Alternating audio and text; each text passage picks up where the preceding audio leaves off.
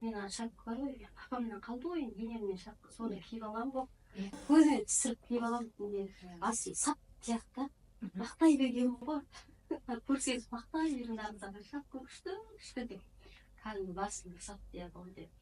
Анам балдық басында қайтадан осы екі апта бұрын кезек береміз ғой. Шағын ғой, класс жер ғой енді.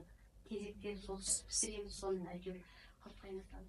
Кезектер болып жүреді. Үлкен қызым айтты, маған көзіңіз ісіп барады ғой деп. Мына кесі өзіңіз асты істеп салған. Сол бір жарым сағат, бір сағатқа болмай, анау үйге келсем, бұл айнаға қарасам, іші қызарып, солқылдап баратыр.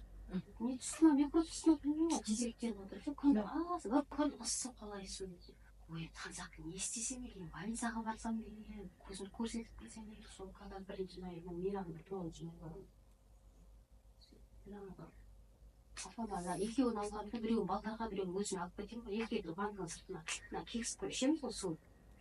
Соны аламын да теріс айналып көзім басып жатсаған жатыр. Көзім ілініп кетіпті. Соны шай болды, обед болды, тұрыңыз дейді да, тұрсам, ісігі қайтып, қызарғаны азайып тұр. Обед ішіп аламын да, анан тағы бір сағат ұйықтап қалып тұрсам, гым жоқ қой. Құдіретін қарасай деп. Мақтап қоймаймын, сендер балдарым ау, сенбейсіңдер ғой. Өзің пайдалана бер, жанасыңдар дейді ғой. Өте құдірет.